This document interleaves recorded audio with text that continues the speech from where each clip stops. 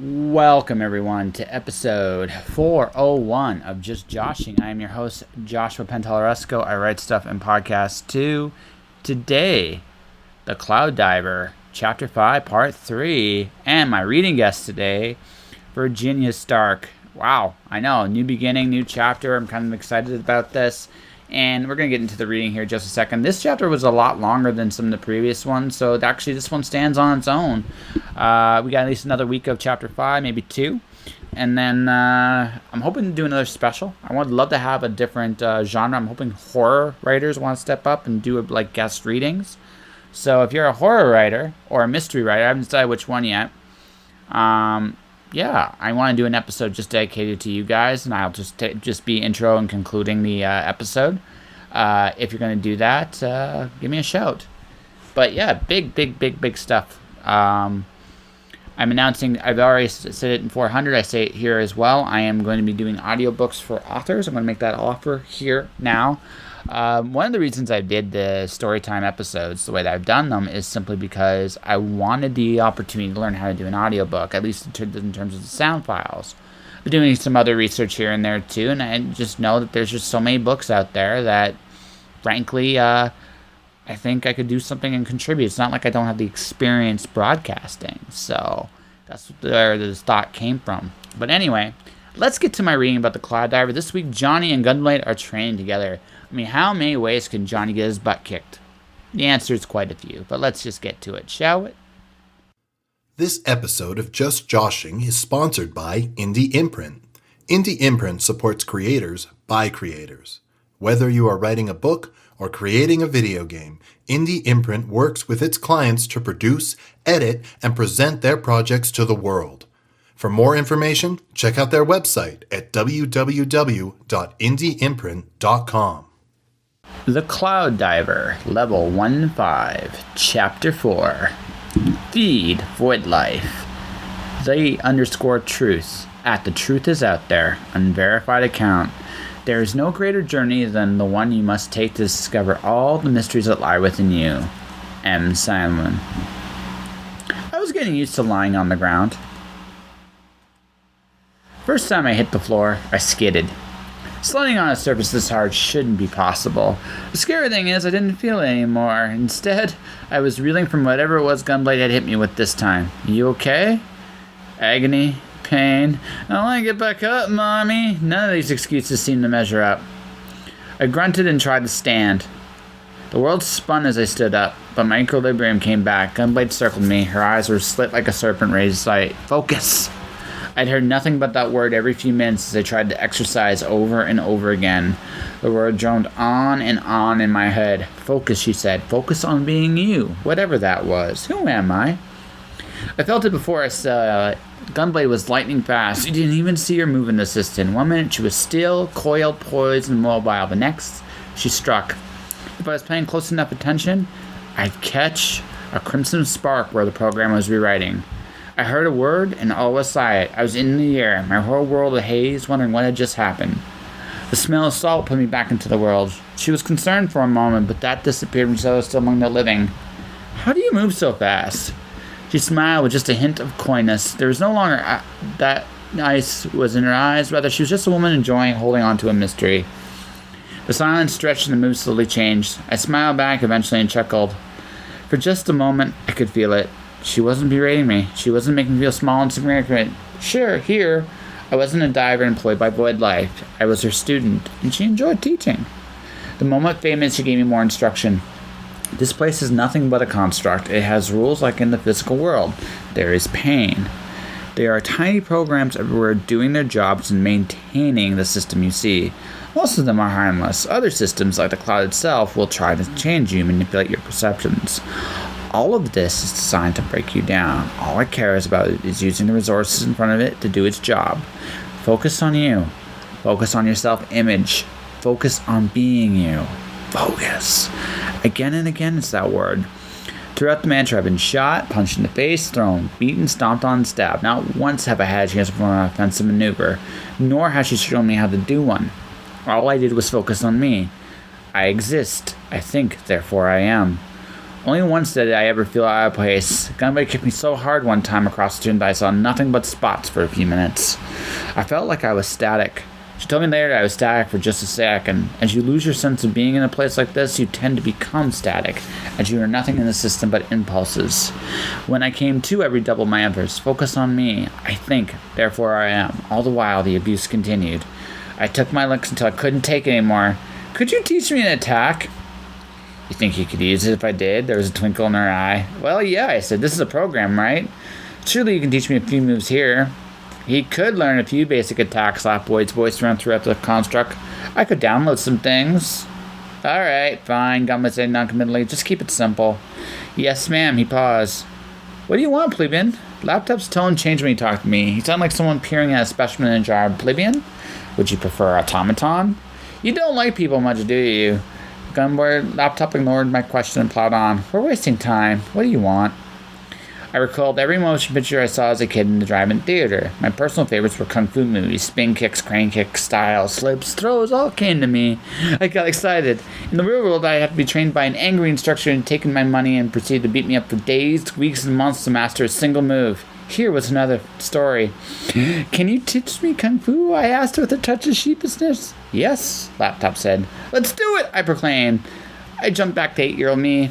I watched movies about things like crouching tigers and hidden dragons and was captivated by their moves in action. No human being should be this graceful, awesome, and yes, and here were men and women battling great ridges and swords with fist of fury. I imagined myself such a great warrior battling the forces of darkness, and here, this was possible. Monkey, crane, serpent, and more were in my head. I knew I could do all the incredible things they did. I backflipped and did a snake strike without thinking. I did another backflip and switched stanchions in the blink of an eye. I felt like Superman as 8-year-old me finally had his dream come true. Kung Fu? Gunblade blinked. Loved it when I was a kid. I grinned like a kid at Christmas. Gunblade chuckled. What?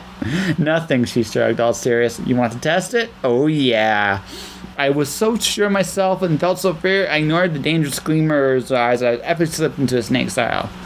Thoughts of victory echo in my head. I imagined I'd be able to whip her butt and no longer have to be afraid of her counting to 5 ever again. My fantasies crashed hard into reality. I didn't even see her move. One minute, I was leaning forward, about to unleash a devastating attack, and the next, her blade flashed. A sense of sulfur filled my nostrils before my vision blurred as my eyes rolled to the back of my head. I woke up to the smell of salt. I could take you without your weapons, I growled, getting to my feet. Uh-oh, yelled in a squeak, actual concerned voice. You really shouldn't have said that. Gone was Laptop's specimen tone, replaced with notes of sympathy and a pinch of fear. Bring it, bitch! My voice echoed throughout the construct as I slipped into another devastating kung fu stance, daring Gunblade to come at me. She laughed for a solid minute. It was surprisingly musical and managed to build to a small level of hysteria at the biggest pitch. Gunblade actually stopped herself and gulped her way back into something half-serious facing me. Gunblade discarded her gunblade and dagger to the ground, her stance completely relaxed. Your move. I knew right then and there I was screwed, but it was too late to back down. I went into a monkey stance and was ready for a knockout, but somehow she was even faster than before. Gunblade wasn't just lightning, she was a storm in the night. The program erupted in a series of big binary bangs as the crimson sparks covered the sky. Fists and feet were hitting me so fast I was numb from the sheer multitude of blows. I tumbled and all went black. Again. Once again, smelling salts aroused me from decimation. I wanted to be numb again. My toes hurt. I didn't even know toes could hurt. Sleep would be a welcome release, but the pain I was in might give me insomnia for a week. Ugh, was all I could muster. Gunblade laughed again, gently this time. I really suck at this, don't I said, sitting up. Well, yes, Gunblade conceded, but it's not your fault. This is a different kind of dive than you were performing for Volley. Some of what the company taught you works here, but there's so much more. For now, you had a good start. All things considered. Can I get better? Absolutely. Will I ever beat you? Not a chance, she chortled. Never, never, ever, she was smiling. Not in a mocking way, but rather because she enjoyed herself. And whatever walls she had for the moment were gone. Can I ask you something? I asked her to help me to my feet. Sure. What's your name? Name? She blinked. I didn't need to call you know your last name or anything. I just want to know what to call you other than Gunblade. Gunblade? That's what I imagine you as. Gunblade took a moment to contemplate. After a minute, she grinned. I like it. So you're going to let me call you Gunblade? Why not?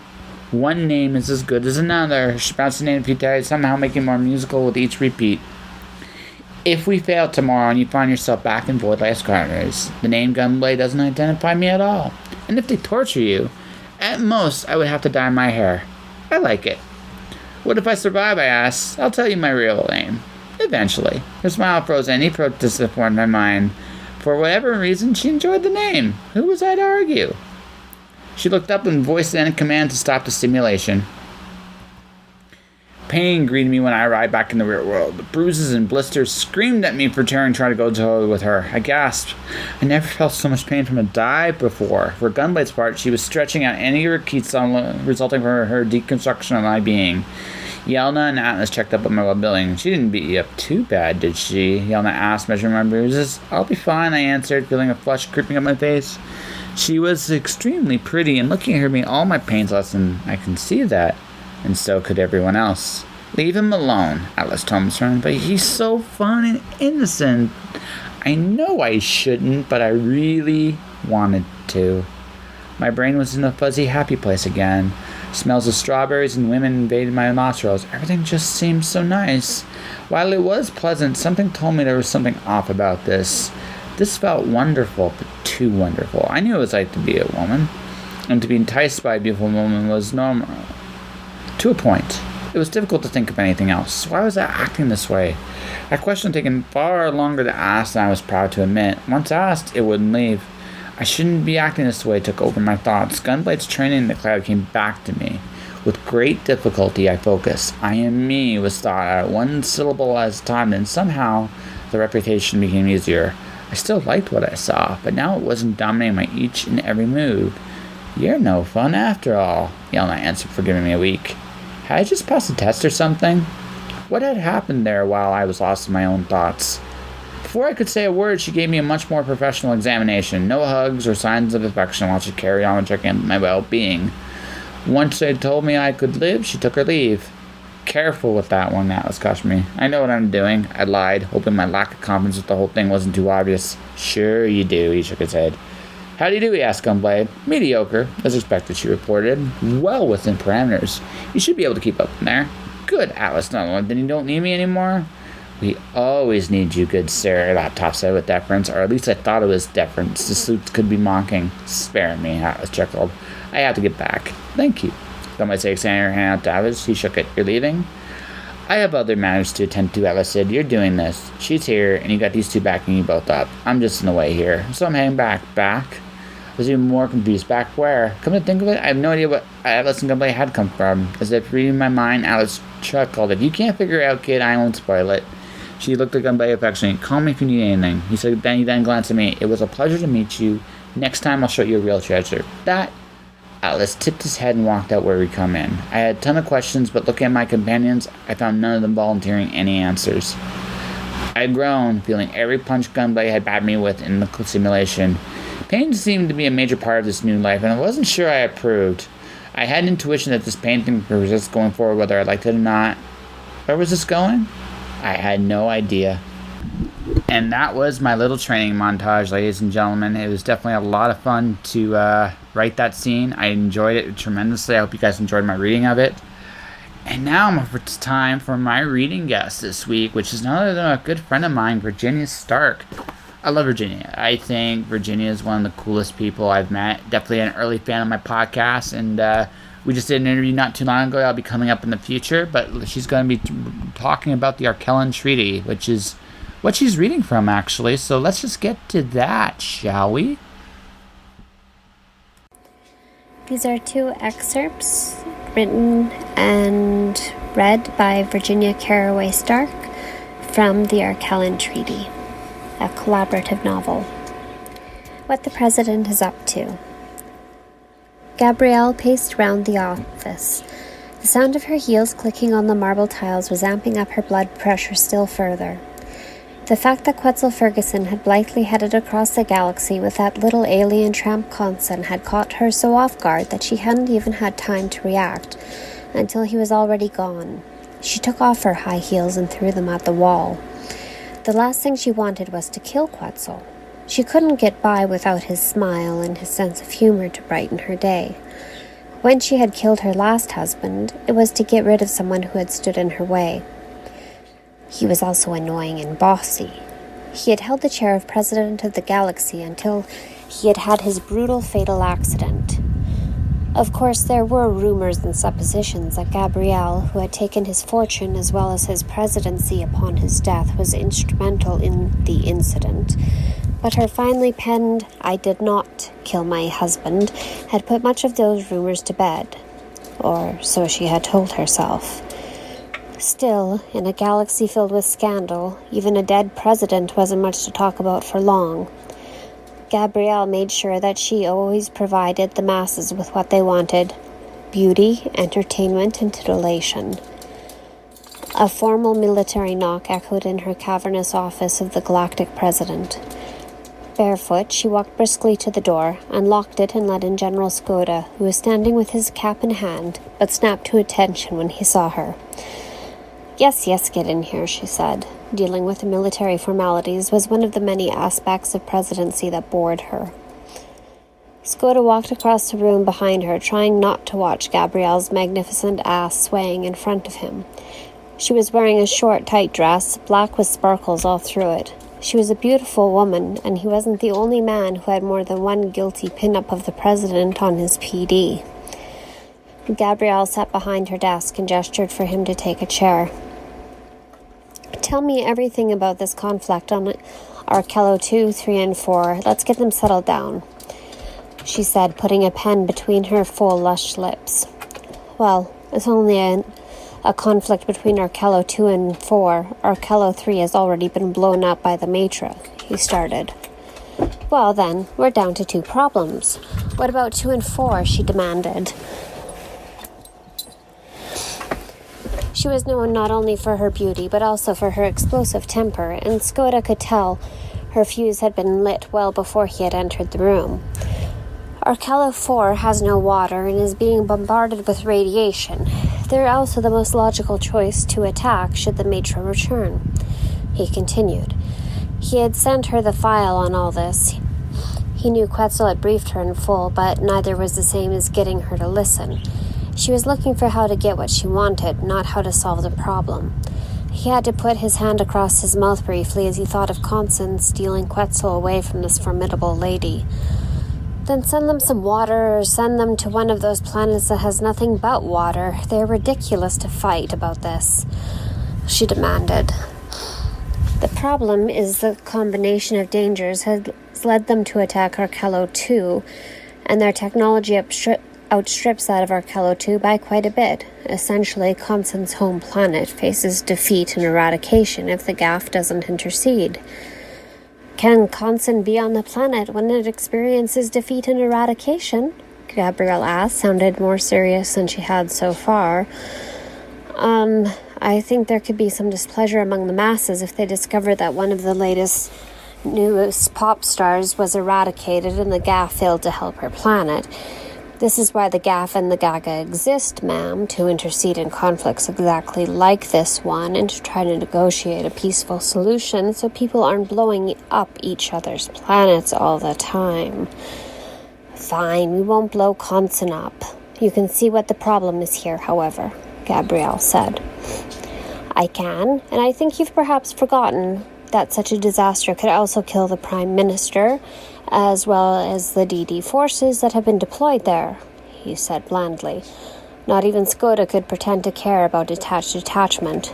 Verily, Rot had been a thorn in his side for years now, and had won stunning victory after stunning victory, which left Skoda with less and less reason to punish either Captain Rot or detachment.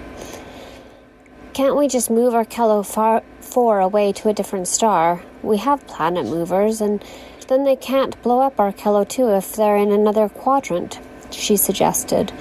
At this point, it was essential that the mission be ended quickly, credibly, and decisively. She would get Ferguson home, and then she would punish him at her leisure.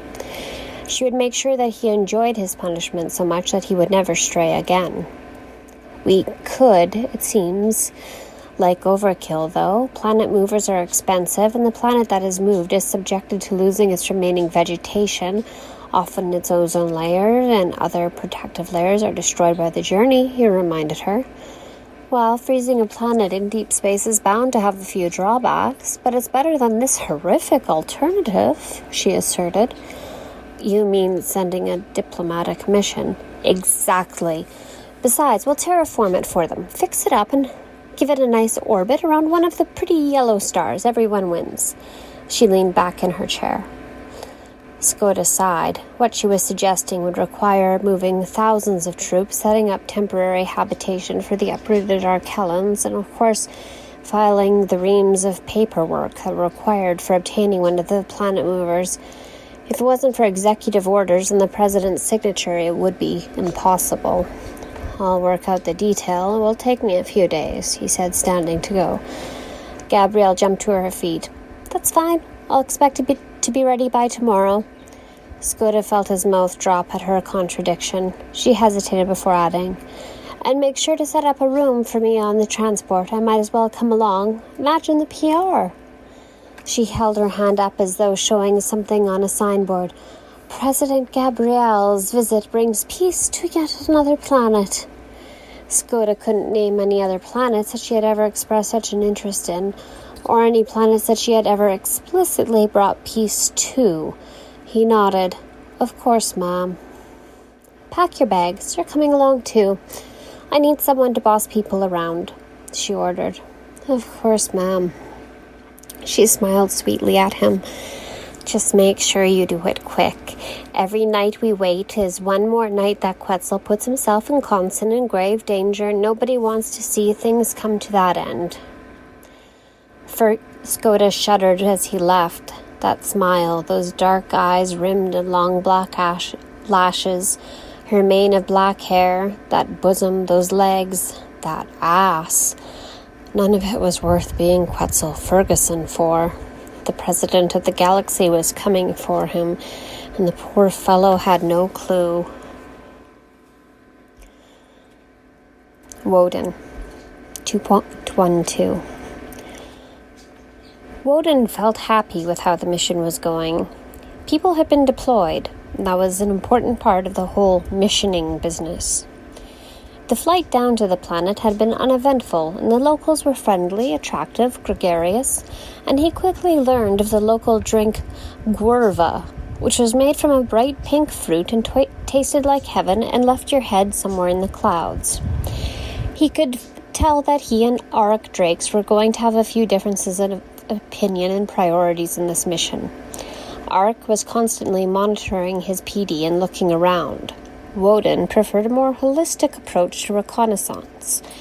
They would never blend in on a planet with 4 armed people on it, but there were more discreet ways to get intel than to go barging around the city looking for answers, and consequently, most likely also for trouble. Another guarva, he called to the curvaceous bartender. She was no Conson, but she was certainly another fine representative of her species. He smiled at her and raised his eyebrows. She laughed at him and swatted him with her bar cloth before pouring him another of the drinks with her 4 arms. Go easy on those. She packs a punch, she cautioned. They're the only thing around here that packs a punch, he said, looking at her appreciatively. He lifted his glass in a cheers gesture to her, but he didn't know if she knew what the gesture meant. He came from a long line of what-the-hells who had been named for their tendency to do whatever they wanted without considering the consequences or nuances in full. She shook a finger at him and asked Auric if he wanted a drink yet, or if he was still happy with water. He had barely even touched his water, and he covered his glass and waved her off, still far more interested in his PD than in the fanfare of life all around them. This was the sort of planet he could imagine retiring on one day, thought Woden. There was something about a woman with 4 arms that was more than a little appealing. Do you mind if I head out? Auric asked, turning the screen of his PD off to avoid Woden from getting a glimpse of it. Woden was leaning against the counter of the bar. Guarva was like the essence of Arkello too. Laid back, free-spirited, lush and carefree. He waved Auric off. Away with you, young man. May you find some hot tail and plenty of guarva to fulfill your journey." He was glad to see the back of Auric's head leaving the bar.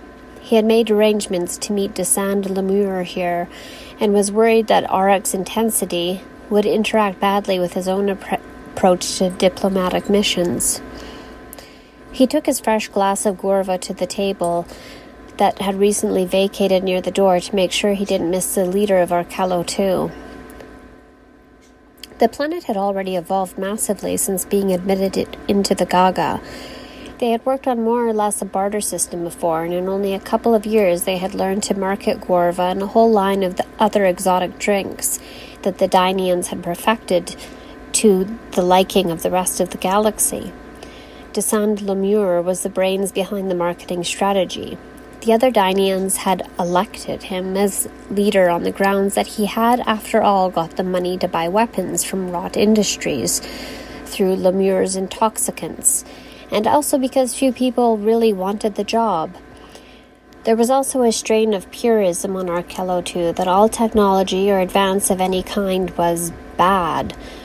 However, it was hard to argue with having a few guns on your side when your distant cousins from another planet kept raiding your water and messing up your nice planet.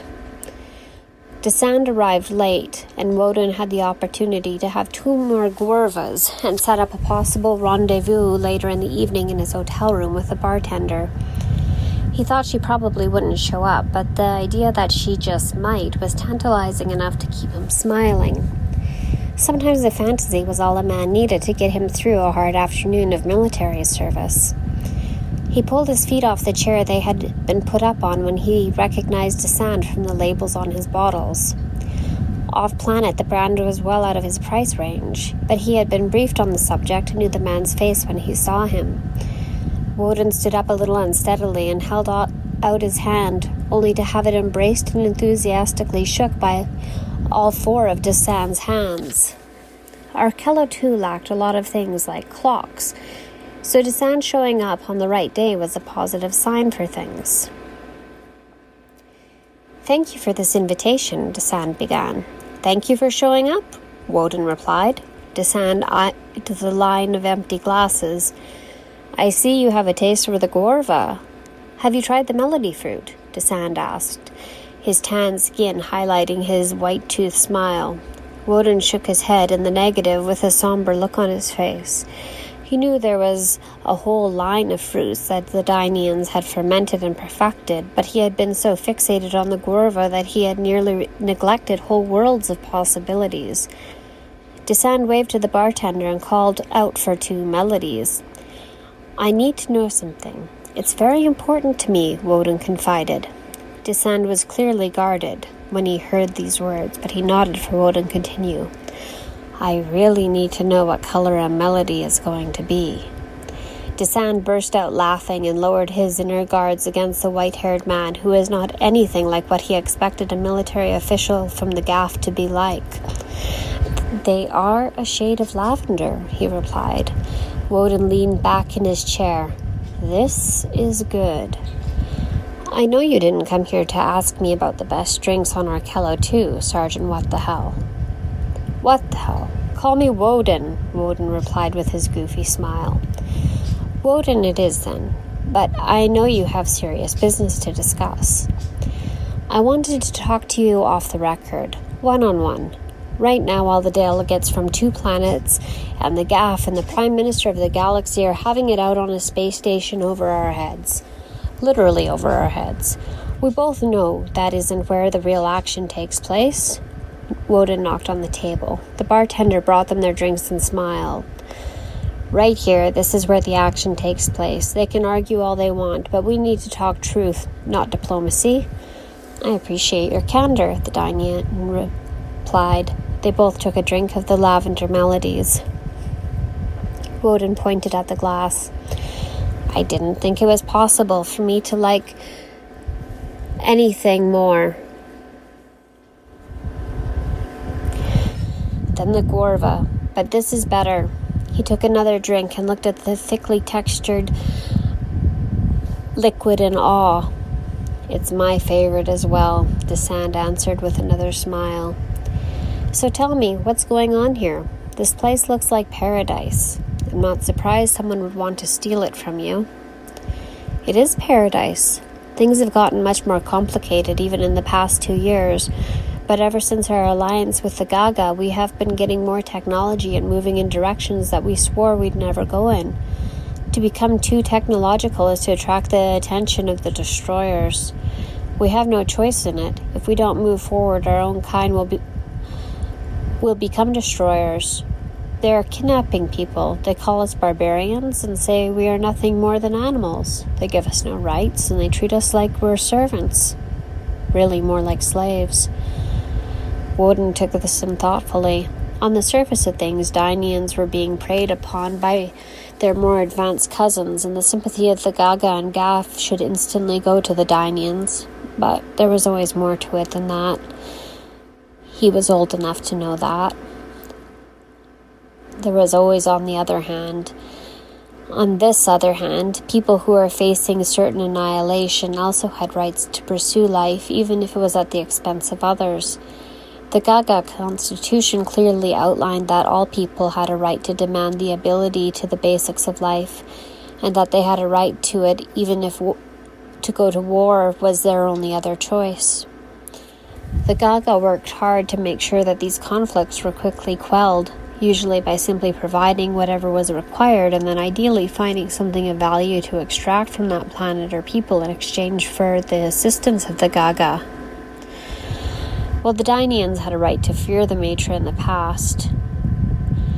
Now that they were members of the Gaga, they had a right to protection from the power-hungry destroyers, as they called them. The Maitra knew better than to attack a planet that had signed on with the Gaga. Their weaponry didn't come close to the sort of technology the Gaff wielded.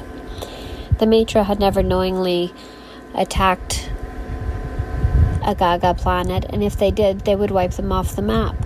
An uneasy truce ensured this, and so long as the Gaff was there with better weapons, the Maitra kept their ships away from any planet claimed by the Gaga.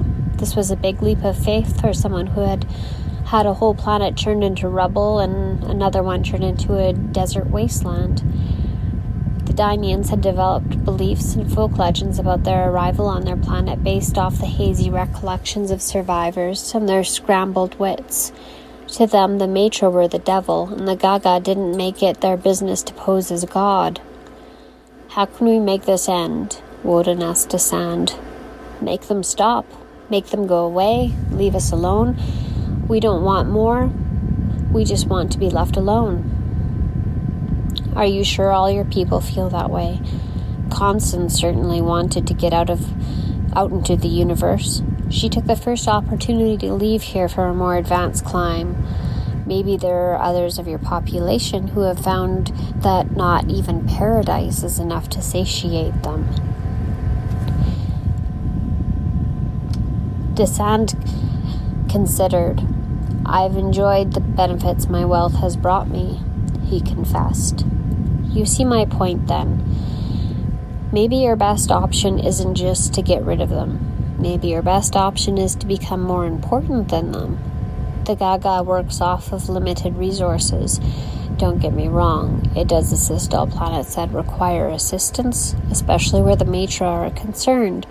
But sending the Prime Minister here made this a high-level assignment. The Prime Minister is here because Consen made herself important.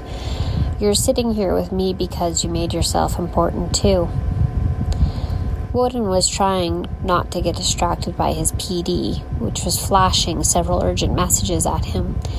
He was making progress here, and those kids would just have to wipe their own asses for a few hours while he got drunk with the leader of Arkello too. He set his PD to silent and covered the screen with the sheathing he had installed for this sort of purpose. Kids. I do see your point, Desand admitted. Perhaps we could talk more over another melody? My treat. Woden grinned and winked at the man who ran Paradise. You have the best ideas, Desand. That's the end of that section. These will be released at the end of September. It's coming out from Starklight Press. After that, the second book, Arkellen Treaty 2, will be released in September of next year, 2021. I hope you enjoyed it, and I hope that you will look it up. It will be available from Amazon and from fine brick and mortar stores. You can find me at Tweets by VC, and you can also find me on Amazon. You can find me at Virginia Carraway Stark on Facebook, and you can also find me at Virginia Stark pretty much anywhere on the internet. Thanks very much. That was pretty rad, wasn't it? I mean, Virginia is awesome. Check out the Arkellen tree. Actually, check out anything Virginia does. Like, anything Virginia does is really freaking cool. But the Arkellen tree is something fun. And Virginia, I haven't forgotten about that co-writing job. I still want to do that with you at some point. We'll have to figure that out in our schedules and stuff and work on it. But you're a cool person, and I'm glad you came on my podcast to do this, so thank you very much. And check out the link in the description below, guys, if you want to pick up our book. Alright.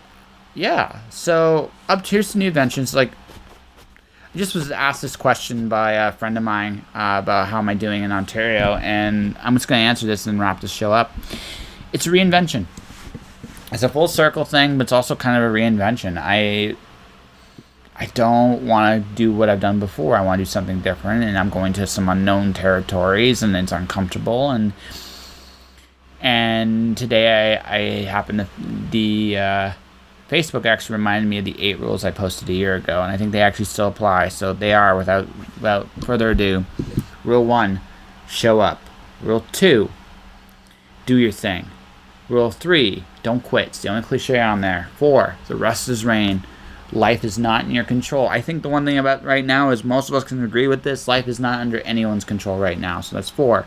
5, get out of your way. 6, no excuses. Hey, listen, you do it or you don't. There is no try. Yoda's right. For the most part. Shit happens sometimes, don't get me wrong, but you don't make excuses. Most people don't. You either get the result or you don't. Rule 7, be grateful, be charitable. And rule number 8, which is very important, stay uncomfortable. I'm going to be, like I said, I have taught myself an awful lot about making an audiobook, doing these podcasts in particular. No, none of these are like top quality. None of them are designed to be top quality. They're designed for me to play. But within 2 weeks, I'll give a couple snatched chapters of the Cloud Diver audiobook, and then we'll go from there. And I promise you they'll be amazing. But in the meantime, guys, here's to another 100 episodes. And that will do it for this episode of Just Joshing. If you want to support the podcast, you can do so in a number of different ways. Subscribe to the podcast. I'm on pretty much every player known to man: iTunes, Google Play, Spotify, Stitcher. If you like, or Podomatic, click the subscribe button. Go listen. That'd be great. Tell people about it. That would be awesome too. That's 1. 2, my books. The Cloud Diver is currently available on Amazon. Alice Zero is officially available for pre-order. The release date is August 21st. It's up. It's going to be ready to go. It was written by myself and Kenzie Carr. I have merchandise available at jpenteleresco.redbubble.com. You can support me there. You can. My YouTube channel is Joshua Penteleresco. If you want to see past episodes, my Twitter and Instagram is at jpenteleresco. Stay inspired, guys. Keep doing your thing, and I'll see you guys next week. Josh.